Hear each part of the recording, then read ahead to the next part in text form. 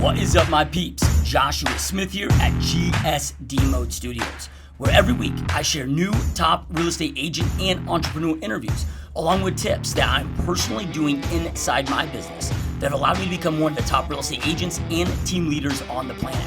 Check us out at gsdmode.com, where you can see more free, great content, tips, interviews, resources, trainings, and more that will help you massively grow your real estate business. Also, make sure to check out my personal mentorship coaching program at 90daymastery.com.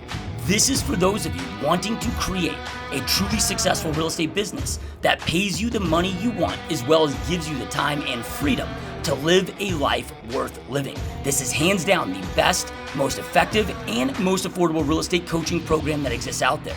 Thank you so much for all of your support. Now, let's dive on into today's content.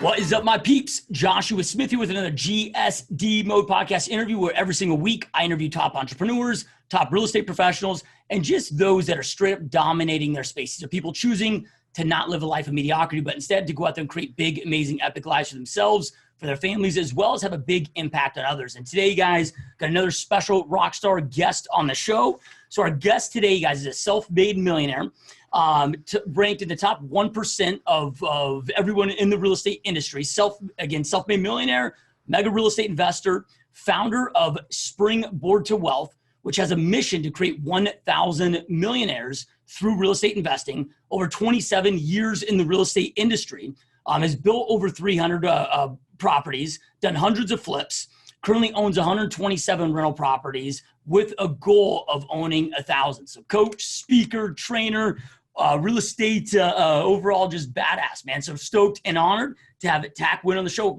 My friend. Let's do this. Let's do this.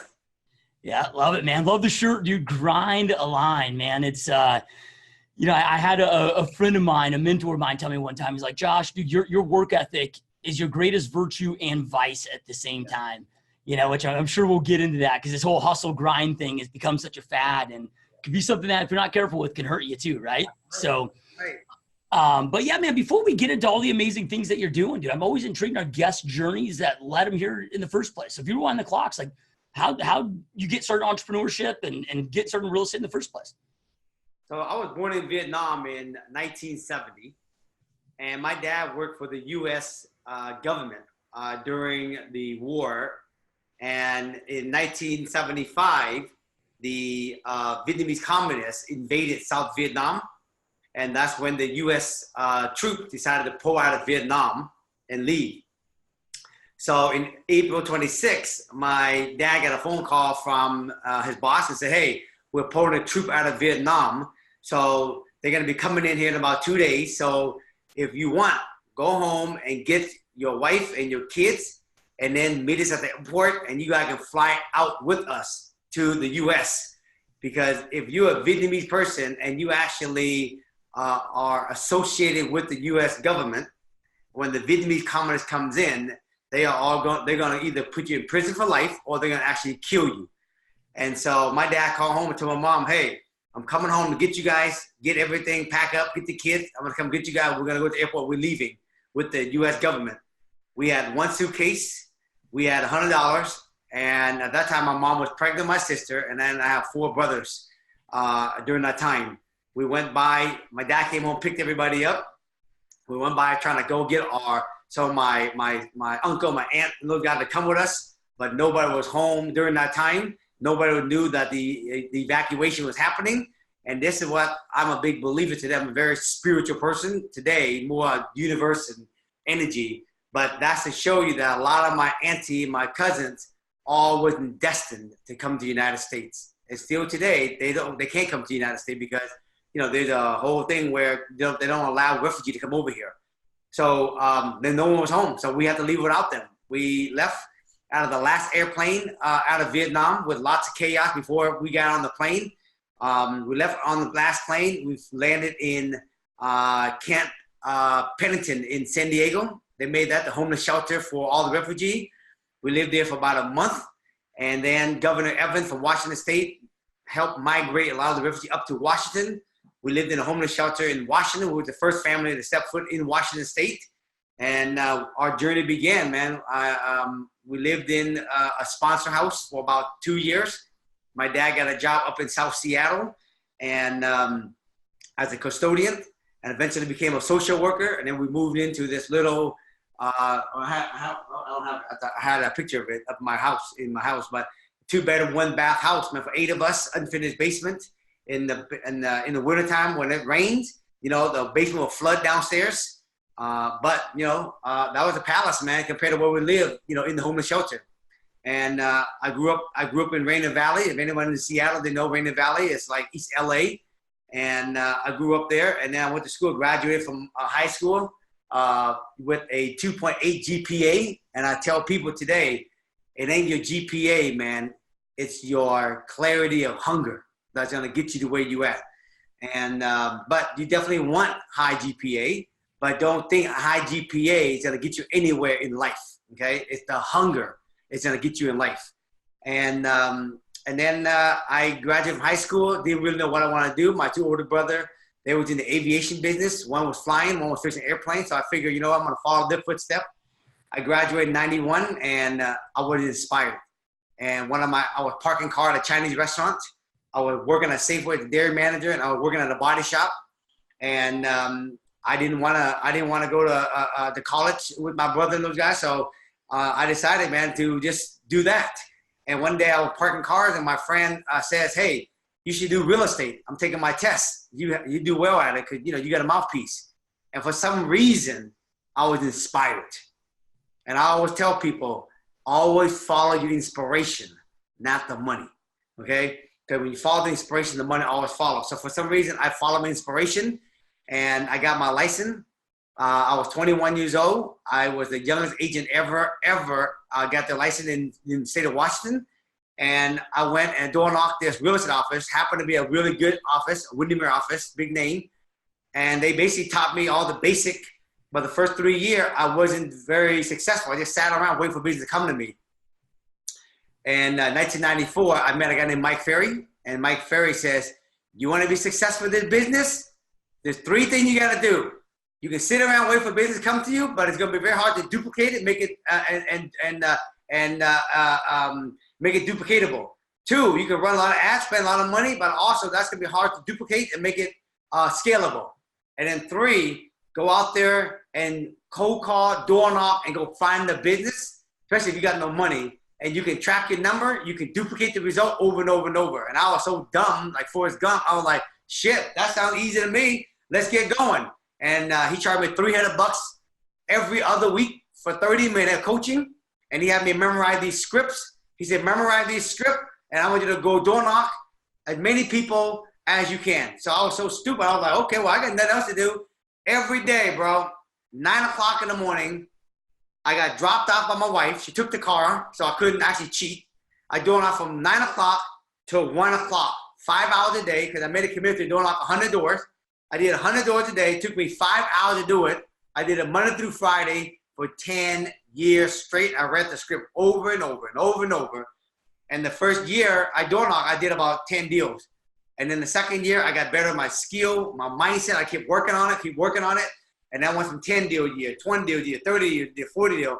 And I started with Mike Ferry in 2000. I started real estate in 1991. I met Mike Ferry in 1994. By 2004, I was selling like 15, 20 homes a month with me, my wife, and 1 assistant. Yeah, that's awesome, man. That's crazy, dude. So then, you talked about the GPA not mattering. It boils down to your hunger. That's right. And with how you grew up and what you just went through with your backstory of that. I mean, was that hunger always there just from going through what you went through and watching your parents and your dad, come here and climb the ranks as he did? Was something that just kind of always existed, or did it not really hit until you got into real estate and met Mike Ferry? That's a good question, man. Because, today I always tell people it's hard to instill hunger in somebody, right? But what helped me got hunger is exposure. I got 4 brothers and a sister. And I'm like the only millionaire in the house, right? And my brother and sister was born from the same mom and dad. The only difference between me, my brother and sister is I was exposed. When I met Mike Farrell, I got exposed to, all these great people, from Brian Tracy, Tony Robbins, you know what I mean? All these great different mentors. I got exposed to these people, Wayne Dyer, Deepak Chopra. I got exposed to all these people. And on top of that, I got exposed to their lifestyle, how they live, the amount of money they make, how they travel, their mindset, their wealth. And I got exposed to that. And so, of course, when you get exposed to that, they say who you hang out with, who you become. I started actually, that bled into me. And that actually created the hunger for me to go out there and create goals and go after it. But my brother and sister never got exposed to those type of people early on. And so since they never got exposed, I don't think that the hunger actually got instilled in them. Yeah. Sometimes when people ask, like, what does it take to be successful in entrepreneurship? And, I've been kind of torn on this because you can go through all the tactics and the skill sets, but it's just like, man, some people just have that drive and others don't. And I always wonder, can it be taught? Right. Can somebody have that? Like, nothing scares them more than the thought of dying average. That's right. Right? Like, some people just have that drive and then others don't. And that's true. Do you think that exposure, having that exposure from because you went from not having it to having it. That's right. Is that what you think is the most critical point? If it's like, man, I want to be successful, but you're still sleeping in every morning and you just don't have that innate drive. That's right. Can you hack that through that exposure? I think it's a whole bunch of things, bro. Like today, I have a 13-year-old and an 11-year-old. I don't make it easy for them, bro. I don't want to spoon feed them. They gotta go through tough. They want Yeezy, they gotta go work for Yeezys. You know what I mean? Right? They want nice shit, they gotta go work for nice shit. A lot of people in my caliber, they make it so easy for the kid, and all they do, they crippling the kids. And so I make my kids, they earn everything, even though I can give it to them. You know what I mean? So they gotta earn it. They want nice shoes, nice clothes, they gotta go earn it. You know what I mean? And then I think it's the upbringing, how someone was raised. That's one. Number two, it's the exposure. If you don't get exposed, you never see anything other than what you already know, right? And I think also there's the element, man. Some kids, they just ain't born with that shit. You know what I mean? But I think that if people get exposed and if you're hungry, if you want some food, I ain't gonna bring it to you. Go out there and find it. If you don't want to go find it, then you weren't born actually to be fed. So that's why I'm a big believer today. If you got parents and you got money, do not give it to them. Make them earn it. Otherwise, you're crippling the shit out of your kids. Yeah, love it, dude. So then you said something that really intrigued me earlier of, you thought about going into aviation like your brothers, but you just weren't inspired by it. So you kept doing the same hustles that you were doing, but then you got inspired by real estate. And a lot of people are, I think, inspired by the sexiness that success brings. Right. But how do you tap into, how did you know that real estate was the vehicle? And like, how did you know to listen internally to that voice that was taking place to go that route? Right. So, of course, back then when I was younger, I wasn't as conscious as I am today. Back then, what the inspiration was back then was making money. I was about making money back then. So when I heard you got a good mouthpiece, the inspiration was I do got a good mouthpiece, right? That was the inspiration. And the other inspiration is I like to have nice stuff, okay? And so the money and the mouthpiece was the inspiration. I followed that. Going and fixing airplane, which, my brother knows I did. I was inspired, right? I love cars. I just didn't want to go get my hand dirty. You see what I mean? So I wasn't inspired. So even if you're not conscious, you know what you like, you don't like. If you don't like getting your hand dirty and turning the wrench, that's just obvious, right? If you like to use your mouthpiece, you like to make money, if that's the inspiration that time, I call your bliss, follow your inspiration. Today is a whole different story. I know how to use my emotion. When your emotion is inspired, right? There's a feeling of inspiration, the giggle and lightness and excitement. That's follow that bliss. If it's heavy, if there's a gut feeling that tells you don't do it, you need to follow that, not do it. And so I do a lot of intuition today to follow things, especially when I do deals today. When I get a deal, I put the deal next to my heart. If it feels inspired and it's jumping at me, it's exciting, right? With a little bit of fear, which is okay, then I know that's the deal I'm going to take down. If that feel goes, don't do it. It's bad news. It's hard. it's going to be, it's going to be a grind. Then I follow that and I say, I'll cancel the deal. I don't want to buy the deal. Yeah.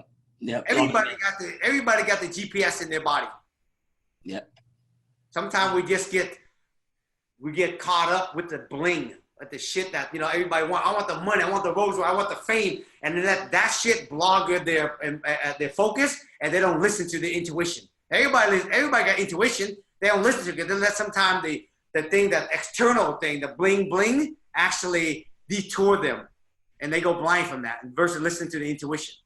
Yeah. Yeah. Warren Buffett talks about that a lot, of him attributing his success to his father teaching him the importance of the internal compass and not the external compass. And he's like, you can't create fulfillment unless you follow your internal compass. External is all the fancy shit. Like you need, other people to see you be successful for you to be fulfilled. And the internal is, but in order to tap into that internal, right, it's like you got to identify what your North Star is and like what your personal core values are. And, because one thing I was reading in your bio was, not that you want to just create 1,000 millionaires, but 1,000 happy millionaires, right? Which there's on that journey to creating financial success, man, a lot of times you lose the happiness. Absolutely.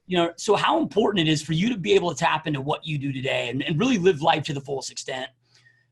How important is it to really tap into those core values and identify what your North Star is so you can make those decisions?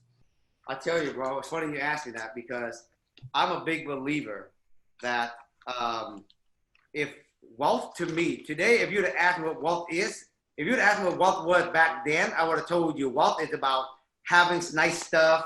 You know what I mean? Having all the fame, having all the trophy, being recognized number one, right? Being recognized, being the top real estate or top investor in the Seattle market, all that stuff. Today, I'm gonna tell you what wealth is to me. Today, wealth is family. Wealth is balance. Wealth is joy. Wealth is peace of mind. Wealth is spending time meditating. That's wealth. And also on top of that, money, right? But you and I know there's a lot of people out there that got money that ain't got peace of mind. That ain't wealth. I wouldn't trade that for nothing. I'd rather have wealth. I'd rather have peace of mind and have less money. But there's so many people out there that's so hunger on chasing after the money, right? I'm going to read this quote to you later when we get done. Remind me that, okay? But here is my core value, right? This is my dream list. This is my core value. Look how wrinkled. I read it all the time. This is my 2030 year dream letter. Here's my core value. Abundance, contribution, freedom, joy, simplicity, creativity, and growth. When I do deal or when I meet with people, when I meet with clients, when I do partnership, if it doesn't have abundance, contribution, freedom, joy, simplicity, creativity, and growth, I ain't in.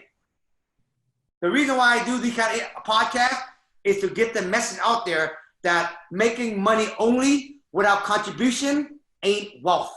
That's just rich. Rich is about trading your time for money. Wealth is trading your money for time, and contribution is the highest thing. Everybody who are wealthy, contribution. So all the people out there that are chasing money, they don't have peace of mind and freedom and joy and family and balance. You ain't rich. You ain't wealthy. What I mean to say, you just rich, but you ain't wealthy. Yeah. That's a whole nother level. Yeah, love it. Well, and then, I mean, by you having those words that you broke down, your own personal mission statement, if you will, it makes decisions very easy, right? Because if that deal, maybe it looks great on paper and can make you a lot of money, but if it takes away your freedom, that's right. It does those things that you talk about. It makes it very quick and easy to make those decisions. That's why I say it's a grind, not a line of life. Yeah. So what you told me to remind you of the quote. Yep. I will get toward the end. I'm gonna read the quote to you by one of my spiritual teachers, the Dalai Lama. Right? I'm gonna read it to you. Okay. Find it on my phone. Okay. Okay. So then, while you're pulling that up, man, I want to transition, or do you want to go through that first? I don't want to. And we can. Let's keep rolling. Okay. Going with the flow, baby. Going with the flow. All right. So then, while you're looking up that quote, yep. I'm curious of, you talked about what you did in real estate, met Mike Ferry, and most of our audience are real estate agents. Yep. And I get, okay, hey, you're door knocking 100 doors a day. It's taking you 5 hours. So you're going from 10 deals to 20 deals to 40 deals. But then you got to a point where you're doing 15 deals a month with a small, tiny team. But to do that kind of production, it goes from having a job, you knocking 100 doors a day, to creating a business What was that transition that you made that allowed you to go out there and do in a month what you were doing in a year? Like, what were those big key differences that you shifted in your real estate business to do that? So early on in my career, I was all about making money, okay? I was all about making money, and I wanted to have nice stuff. And that was a grind because nobody wants the money. They want what the money can actually do for them or give them a certain experience, right? But everybody get caught, I want the money. No, you don't want the money. Nobody wants the money. They want the experience of what the money can give them, right? And so one day I met a mentor, and a mentor said to me, listen, you can sell a lot of real estate and you can be rich. And rich is trading your time for money. But when you have kids that you want to be wealthy, you want to be able to trade your money to have time. You want to be able to, like the tree. You want to have the tree outside, and you want to have that tree growing when you're asleep. That's wealth. And it dawned on me, right? That's why owning real estate is way more important and more satisfying and more dreaming big than actually selling real estate. And then he said to me, Thach, think big. Selling real estate is just a vehicle to actually owning real estate. So go out there and sell real estate, but that's not the end journey. That's not the end game. That's just a vehicle to get you to owning lots of real estate. So that later on, all your real estate will pay you so much passive income, then you can choose to work where you want to work, when you want to work. And the thing I want to tell to real estate agent, lender, flipper, wholesaler, investor, right? All the people, entrepreneur, everybody out there, all of us, that's just a job. It's a dead-end job. The only difference between us and someone out there make 9 to 5, we just make more money as a real estate agent or a lender or a flipper or a builder. But the problem is that if you break a leg, lose your voice, you're out the business. You got nothing. So what he said to me, selling real estate is a vehicle to wealth. And that dawned on me. And so that was the inspiration, bro, that actually got me going, okay, he taught me how many doors do I need to have? How much passive income do I want to have so I can actually be out of the rat race? And at that time, I needed to have 25 door free and clear to bring me 30 grand a month to be out of the rat race. And I needed X amount of money to buy 25 door. And that was the fuel that got me doing like 100 doors a day with a different purpose, with a different perspective. I wasn't knocking just to knock to go make money. I was knocking with a purpose to make some money so I can buy me some rentals so I can get that goddamn thing paid off so I can be out of the rat race. And I'm going to tell you, I speak all across the United States, bro. And every time I speak in a room, 1,000 people ask him, how many of you guys in the business for 10 years, raise your hand. More than 10 years, raise your hand. And they all raise their hand, like probably 50, 60% of the room. How many of you own rental property? And only about probably less than 10 hands go up out of 1,000 people in the room. And I tell people, we're on the front line. And for you guys not to own real estate, goddamn, shame on you guys. Love it, man. So then, I think our listeners understand the importance of owning real estate. And dude, and you're right? When you're selling real estate, it's like you close a deal, now you're unemployed again. And you have to start at zero every month and creating that passive income. I think it's every real estate agent's future dream is to get to the point where, shit, if they choose to, they're their own client. Right. How did you, once you got that information and you knew, okay, hey man, now I got clarity on my purpose and what I want to truly go out there and create and build. Right. What did it look like then from there? Like how did you go out there and get started with that? Because it sounds like you bought these deals free and clear, and let me just add one thing to that question of not just how do you get your start, but the advice that you would give a real estate agent today. Because as real estate agents, man, we're really blessed where you can master your product. I can go out there and start representing investor clients, right? So I can start really learning the investment side of the business and not taking on the risk as I'm learning it. And then, like I got a buddy of mine out here in Phoenix, Arizona that owns about 40 properties that he didn't have to pull any of his money into it, right? He pulled his commissions into it. He found the cash partner. He manages them. But dude, now he's got 40 properties free and clear that he didn't have to even pony up the money to. So there's other opportunities that these relationships could create, So for agents, I mean, is that really what you'd recommend to start to get the knowledge base down? Yep. So I'm going to tell you, first of all, agent, lender, investor, whoever's out there listening, you have to really think long-term. You got to think 10-year out, 20-year out. The problem, most agents, as much as they say they're thinking big, they still think it's small. I want to build a team of 100 people to be the number one agent on the team. The problem being the number one agent in goddamn Seattle, you're still rich. You're just not wealthy. So you're still playing small, right? And so when I say think 20, 30 years down the road, how much money do you need to have? Here's the question I would ask people. I write it down right now. If you're listening, where you started, you ask yourself, how much money do you need to have coming in every month to live comfortably if everything was free and clear? You have no car payment. You have no house payment. All you got is your monthly credit card. You go eat and everything. But how much money would you got to have every single month comfortably coming in if everything's free and clear? And if someone says, I need $40,000 a month, which is plenty of money if everything was debt free, right? Then you want to ask yourself, what is my average rent in that area?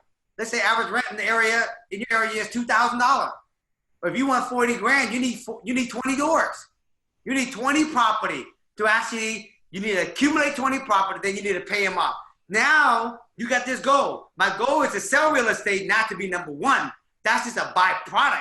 The goal is to go sell a lot of real estate, pour the gasoline on that fucking car, and go out there and make a lot of money so you can go buy 20 houses. Does that make sense?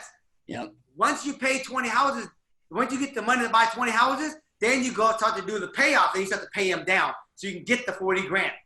But the selling real estate is the few. So the key is, how do you get this machine to go make a lot of money? I call that the earning power. How do you get the earning power to go make a lot of money? And it's funny you asked me this question, bro. I wrote this down the other day. I need a webinar. There is 7 levels on how to get to wealth. Level 7 is out of the rat race. Level 6 is accumulate the doors. Level 1 is selling real estate. What I did, bro, was I was selling real estate one way of earning my income. The next level is, if you want to learn how to actually get rental, go find property for investor and builders that they like and sell it to them. Get the commission on the front end, get the commission on the back end, work side by side with them and learn for free. That's how you're going to learn how to own rental, because you want to see how these guys do it. But go find them the property so they can actually buy it and work next to them. After that, when you got enough knowledge, you can flip houses, build houses, make more earning income so you can accumulate more door. And that's what I did. I went out there. I started selling a lot of property to builders and investors. And I started working side by side with them in Seattle. I learned how much it costs to build a house, what it costs to rehab a house, what it costs to subdivide the land. I learned everything working side by side with them for about 2 or 3 years. And I was making a lot more money with less effort. Because it's one transaction, 3 or 4 paychecks from one guy. That's how I was selling 15, 20 homes without a lot of people. And then when I had enough money and have enough knowledge, when the deal came across my table and I knew it was a good deal, guess what? I bought it. Yeah. Yeah. And that's how I built my wealth. What's it called? So today I want to tell new people, the next step, if you're selling real estate, if you want to learn how to get to the top, go and find property that fit builders and investors. Go find out what they want and go sell it to them. And the great thing is you're going to get more listing. This is how you get more listing, folks, without doing more work.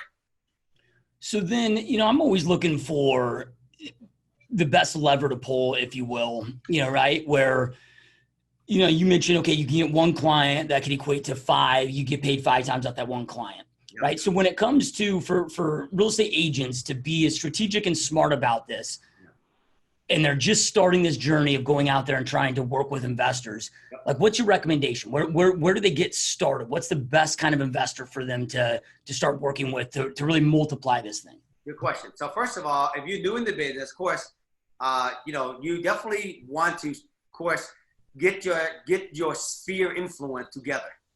And you want to have one leg of your table, working your sphere, working the people you knew in the neighborhood, you know what I mean? If you live in a certain neighborhood, work your farm. That'd be another leg on your table, right? And then if you want to call aspire for self-owner, that'd be another more legs. The key is having multiple legs on your table. So I was working past customer, centers influence. I worked in a neighborhood called Beacon Hill where I was door knocking those neighborhood, right?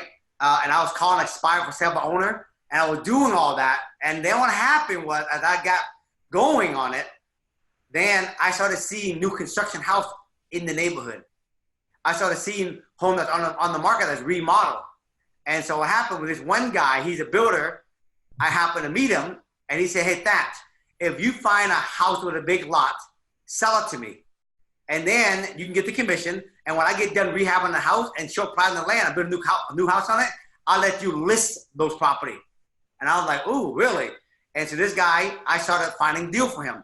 And then I met another investor who said, hey, Thach, I like to buy fixer property. And this is the area I like. And these are the kind of property I like. And I go, oh, really? Okay, great. I had him down. So as I was out there door knocking and cold calling, I see this fixer. I will call this other guy and say, hey, man, I got this fixer. You want to buy it? He go look at it. I double end it because I talked to the owner myself. I double end the deal. And when he rehabbed it, I list it. So out of that one deal, I get 3 commission checks. And so what happened, you guys, is you start to build a list of investors who just flip and builder who build houses in your neighborhood. And you go down, interview them, find out what do they like to buy. And you take notes, just like you ask a regular buyer. A regular buyer says, I want to buy a split that would live in. A builder says, I want to buy a lot this big, this area, this zoning. And then you go research and find where those properties at, and you will cold call and door knock the owner, because I would rather door knock owner like that than just randomly cold calling and door knocking like I used to do it. Yep. So today, these property here, bro, these are all property that are fixer, that are land, that I door knock specifically for myself. If I don't like them, I sell them to other builders and investors in the neighborhood, and I get the list back on them. But if I do like it, I take it down and I buy it myself. And so that's what a new agent would do. I recommend that you still work your past customer, still work your farm, still work your spot for some owner. But if you want, if you tired of doing one deal, one paycheck, you want to do one deal, 3 or 4 paychecks at a time, go work with builders and investors, because they can buy multiple deals at a time per year. Yep. Love it, man. So as you reflect back on your journey here, what were some of the learning curves, failures, whatever, of now that you reflect back, knowing everything you know now today, where you're like, man, if I would have done this differently, I could have just fast forward this trajectory. Like, what were some of those things you wished you did differently as you were building up those investor partners and things that you were doing to fast forward your success? The first thing I regret, my friend, when I started understanding this thing and I started making money from selling real estate, I was making money from selling the home to investor. And what happened, I was finding deals and I was making good money doing this, okay?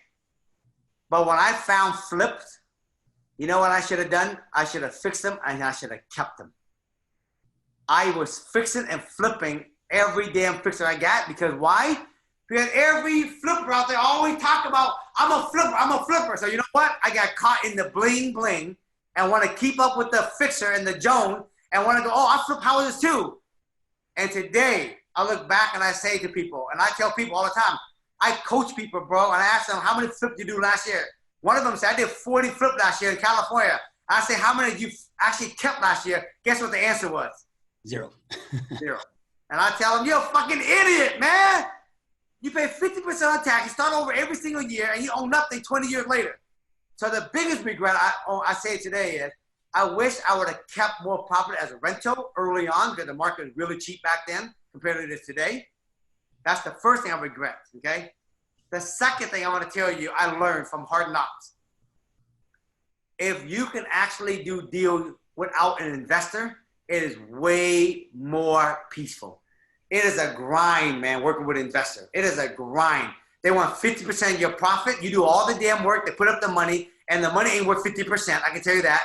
But you do all the work, you give 50%, and they bitch and whine and complain. They want you to update them all the time. It's a lot of work. So today, I know a whole method on how to teach people how to buy houses and flip houses using very little money of their own money, not using investors' money, but they still got to go get at least 100 grand. They get 100 grand liquid cash. I can teach you how to buy 10 rental property in 5 years. Yeah, that's the 2 biggest things I learned. I wish I'd have kept more property. And today, I don't take on investor unless I do big apartment building, 100 unit, 200 unit. But I'm more advanced today, so I can deal with it. But all my townhouse I built, I don't take on no investor because I don't need them. I don't want no headache. I want to have a peaceful and simple lifestyle and make millions and millions of dollars a month.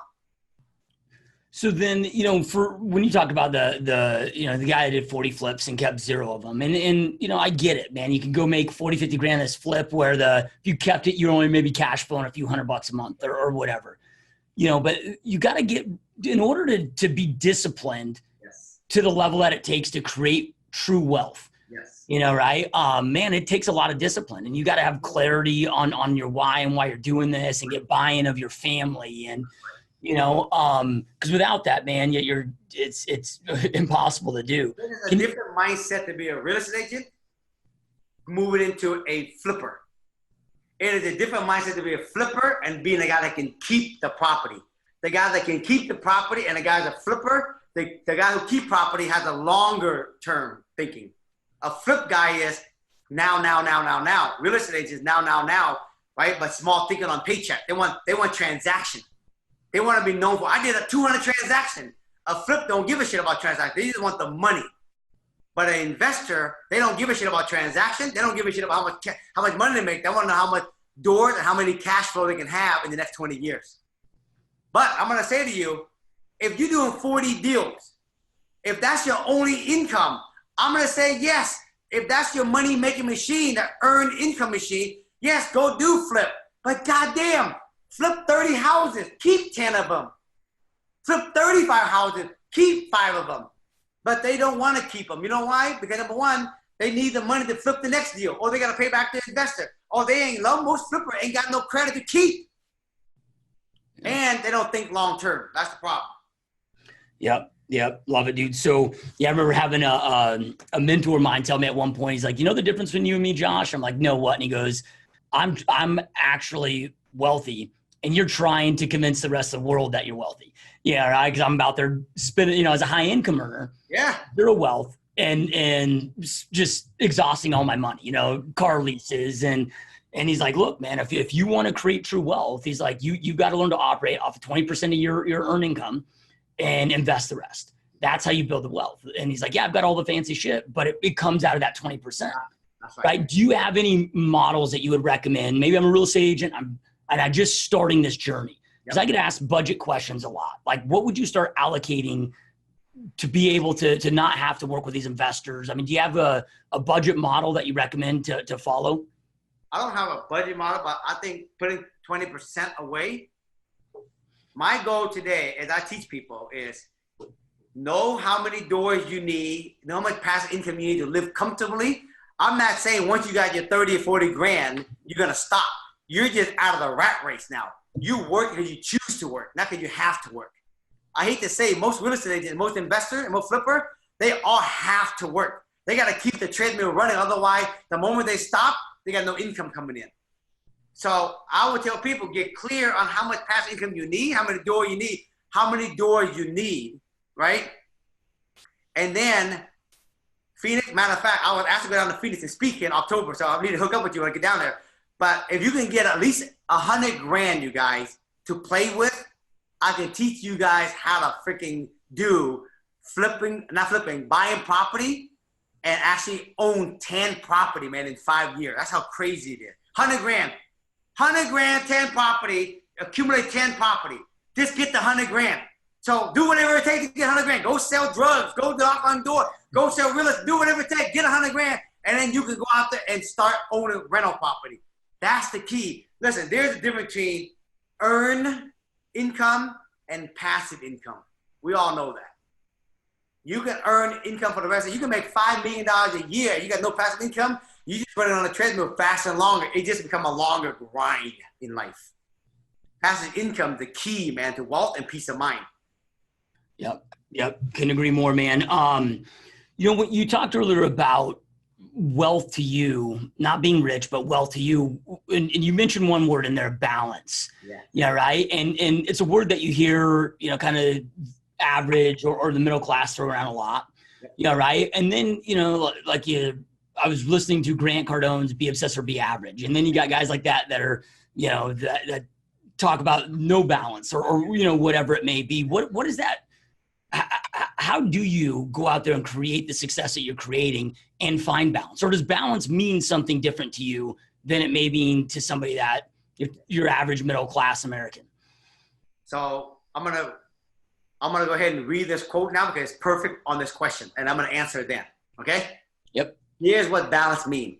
Not everybody get this, bro. And I'm not going to drop no name on this right now because there's a lot of guru out there. A lot of people follow, in my opinion, based on what they preach.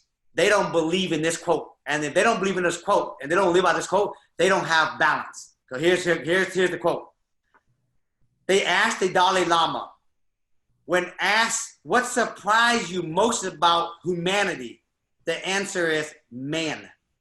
Because he sacrificed his health, his family, his well-being in order to make money.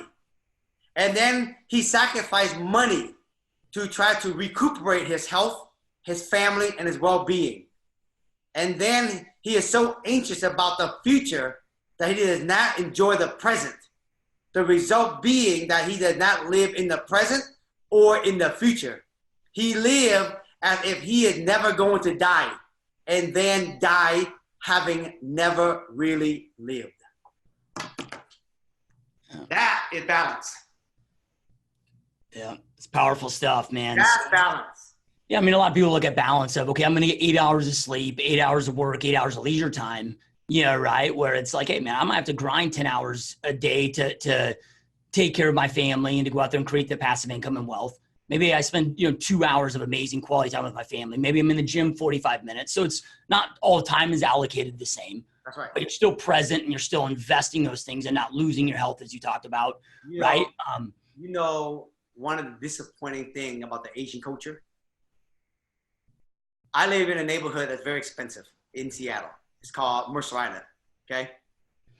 On Mercer Island, there's a bunch of really wealthy Asian people. Any Asian will understand when I say this, okay? It relates everywhere across the world. I live on Mercer Island, and they have some really wealthy Asians. I'm picking on them because that's my culture. I'm just speaking how it is. I'm keeping it real. They don't even drop their kid off to baseball practice. It's the nanny that dropped them off. They don't even show up to the baseball game for their little kids' baseball game. They actually have their nanny pick them up, go watch them and pick them up. Because they're so fucking busy trying to build a fucking empire. When the kid grow up, you know what they say? I don't give a fuck about your money. I just wanted you to be at my fucking baseball game. I don't want your empire. I don't want your money. I don't even know you. And that's the Asian culture. They're so busy, they want to leave the fucking the XYZ dynasty. Who give a fuck about a dynasty? What the goddamn kid want in the now is they want your present. So for me, bro, I got to go to be a billionaire. I got to go to actually make $1 million a month in passive income. But you know what? At 5 o'clock, when my kid have baseball practice, I'm there helping coaching my kid's baseball team. I'm done at 5 o'clock. Any deal that need to be done, got to be done by tomorrow. If I'm going to actually take me 30 to be a billionaire, who cares? You know why? Because I can't take the money when I'm dead anyway. Here's my thing. When I die, I'm donating all my money to charity. So why be in a fucking hurry trying to become a billionaire? I'm going to donate all the money anyway.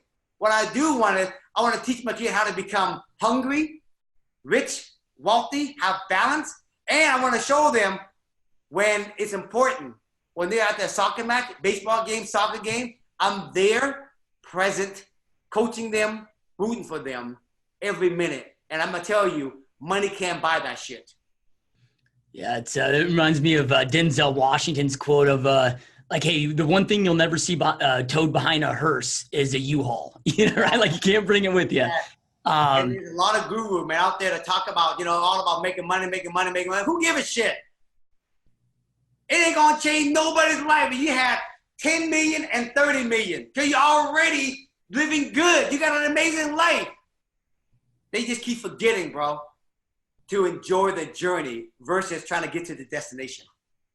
Now, a lot of times, dude, on the path to success, this journey to success, it's easy to lose yourself, right? Where you become the opposite of what you set on this journey to become. Right. And for sometimes, unfortunately, like you talked about in your community, where by the time they realize it, it's too late.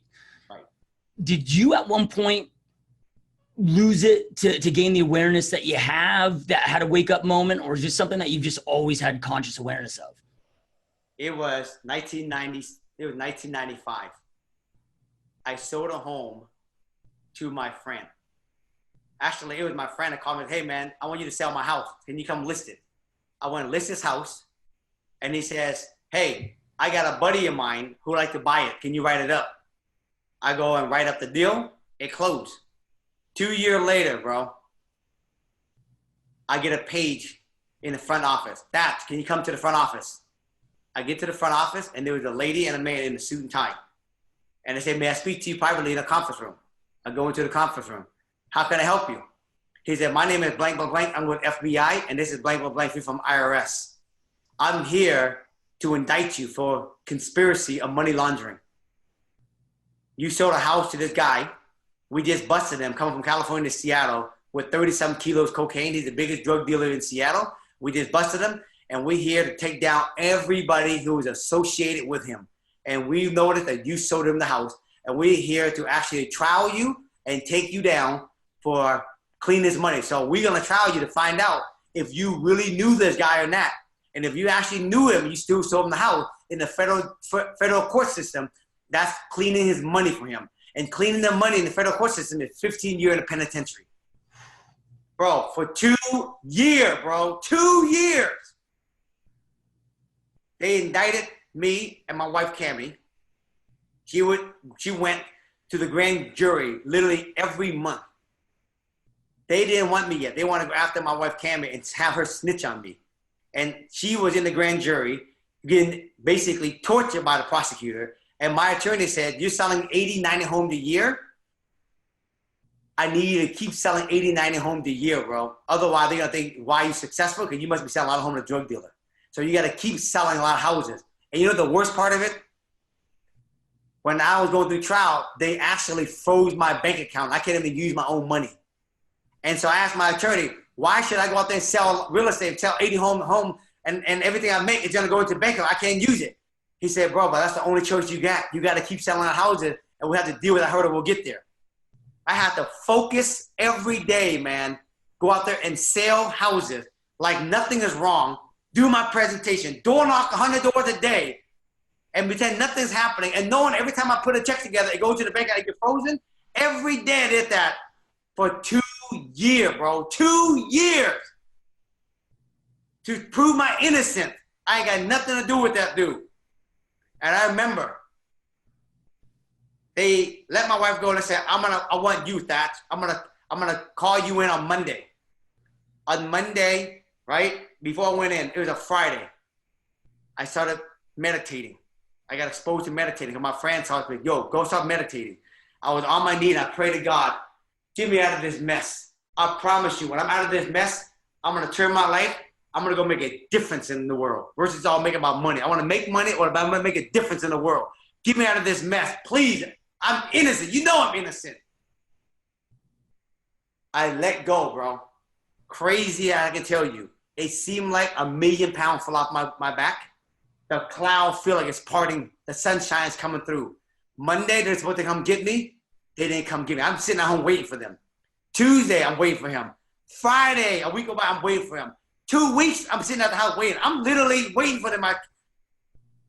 A month go by, I call the attorney. Hey, what's going on? I ain't heard from you. He said, I don't know.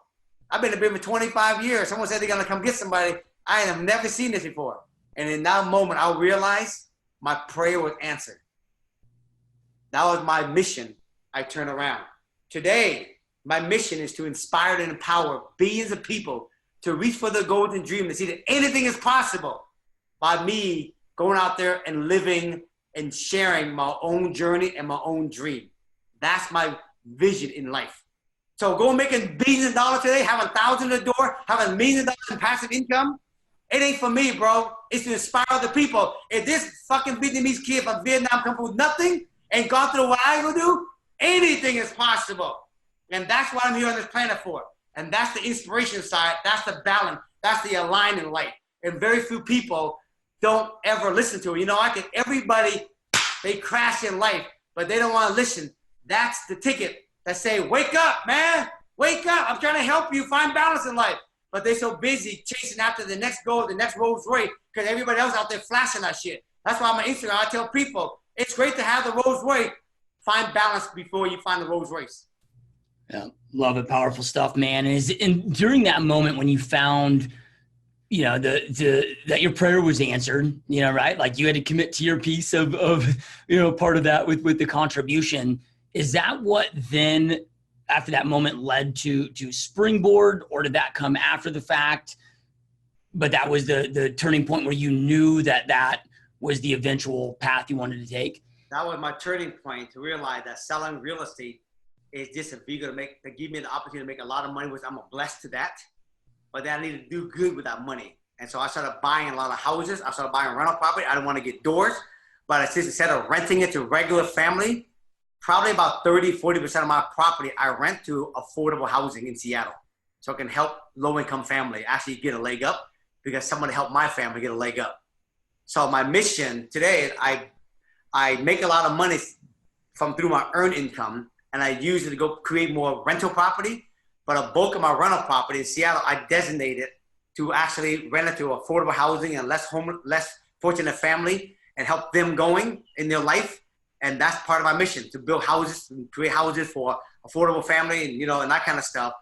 And as I was doing that, a lot of people saw me from me living my life, and they're like, man, I want to have that life. You make a lot of money, you sell real estate, but more importantly, you make a lot of money, but more importantly, man, you own real estate, but you're actually giving back with these houses. You're making a difference. You're creating affordable housing.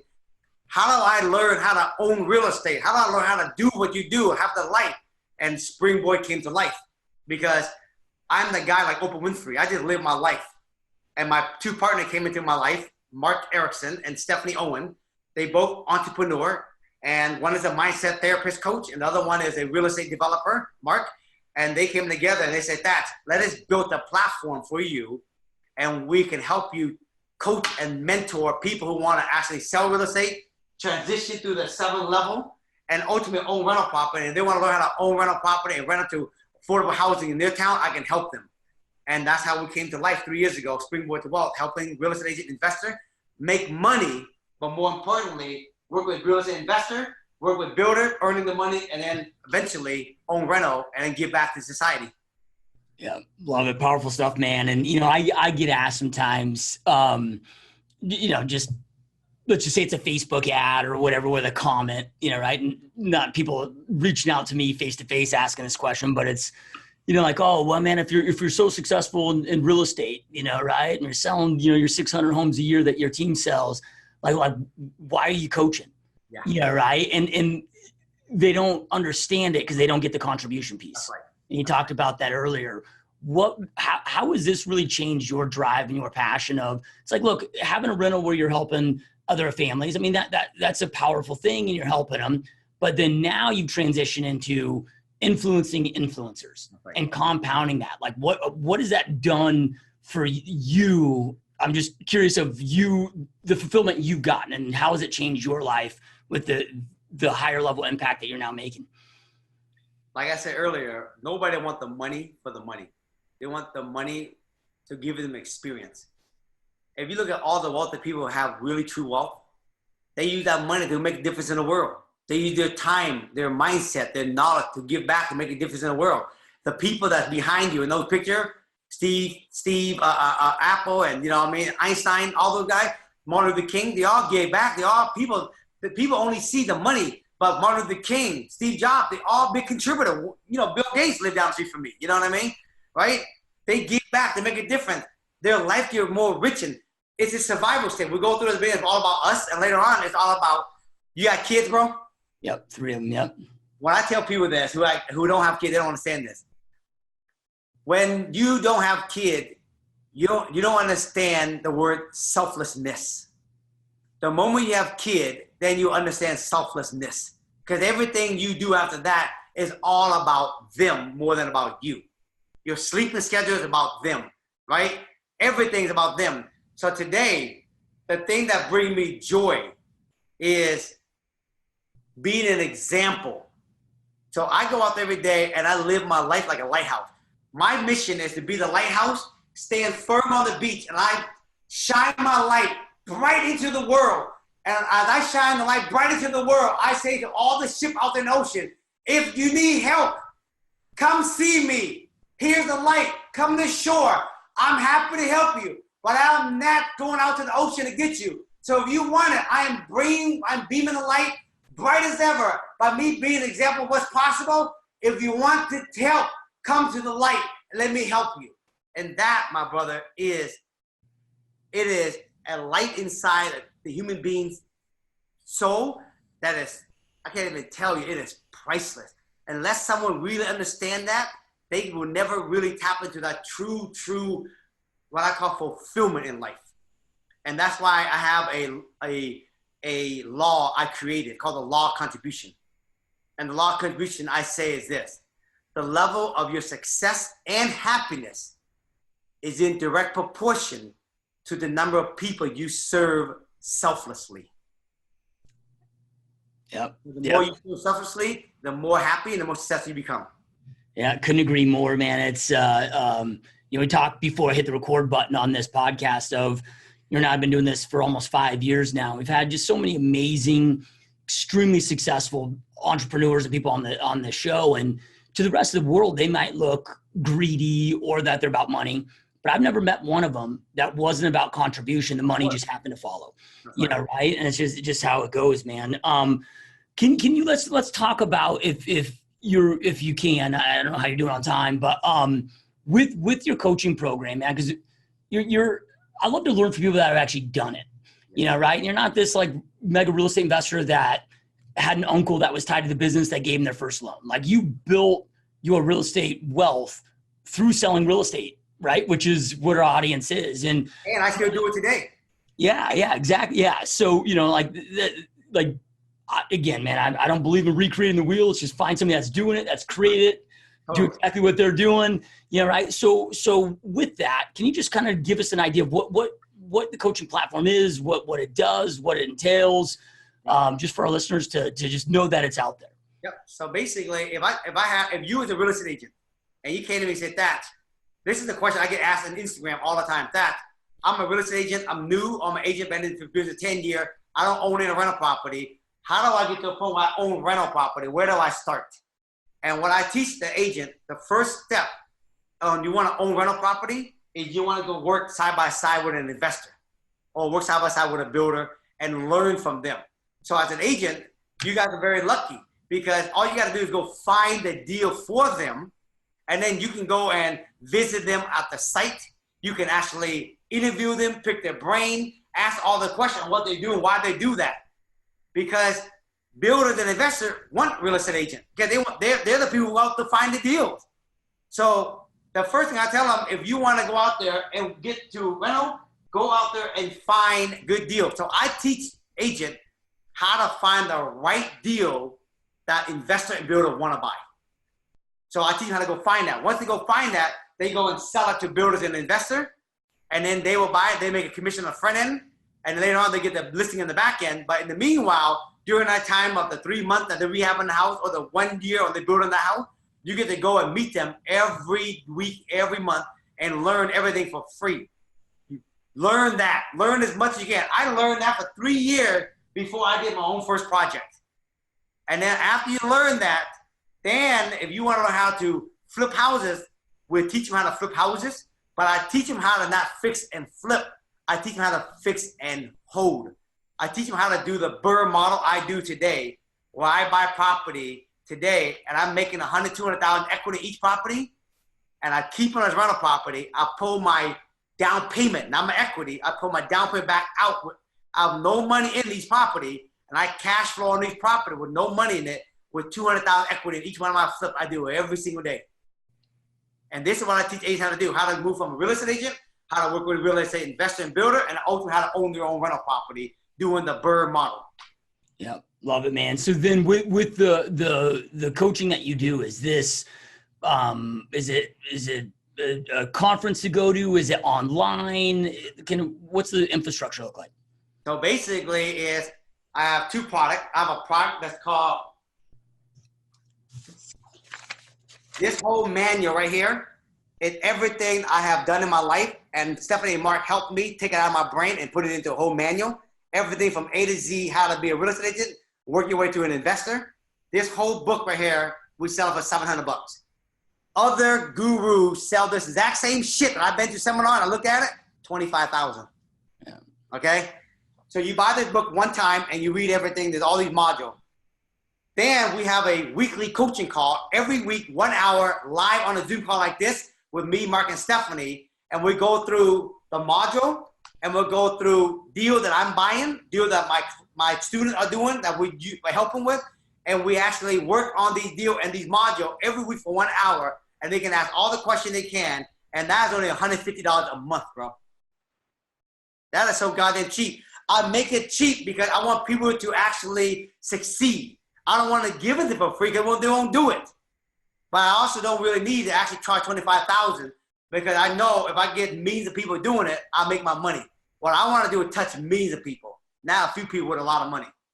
Yeah, love it, man. So where's the best place to go learn more about this, or somebody wants to go purchase this and get signed up? If everybody right now just text 5X to 55678, okay? This is a 5-step simple manual how to get started. We created this so we can give this for free for people.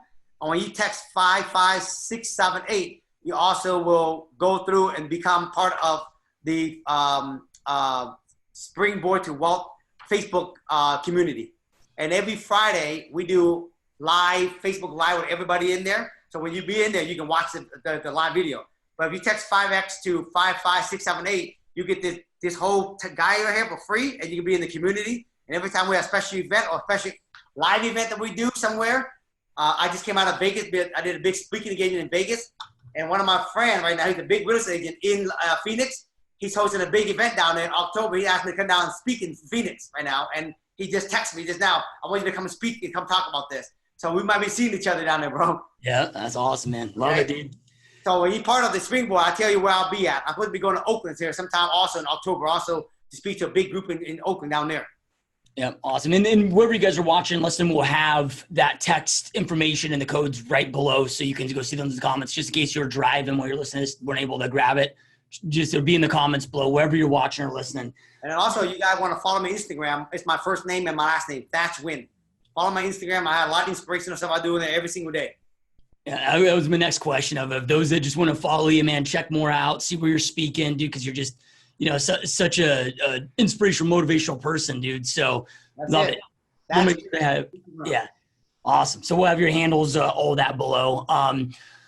One more question for you. I know you talked about the two things that you do differently from a real estate business perspective. But a question I always end the podcast with is, knowing everything that you know now today, if Thach today could go have a conversation with, Thach, when you're 21 years old, starting this entrepreneur journey, and give yourself two pieces of advice, just overall life business advice that you feel would have just fast forwarded this trajectory success, what would those look like?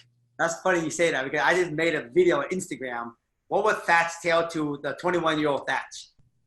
Okay? This is what I will say. 1, stop chasing after the bling bling and slow down and get clear on what's important to you in your life. Number 2, figure out how much money do you need to get out of the rat race. Okay? Selling real estate is the vehicle to wealth, folks.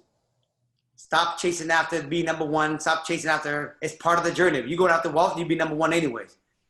But basically slow down, get clear on what your priority, what your goal, what's important to you, what's your core value. Number 2, figure out how much passive income you need so you can get out of the rat race. So focus on that. And number 3, you guys, own rentals. Create passive income. Warren Buffett says, if you don't find a way to make money when you sleep, you're going to have to work until you die. Yeah. That's what I'll tell my 21-year-old kid. Yeah, powerful stuff. And those that are watching, listen, I know I interview podcasts with this, but information without implementation is truly just the start of delusion. Information is no longer power.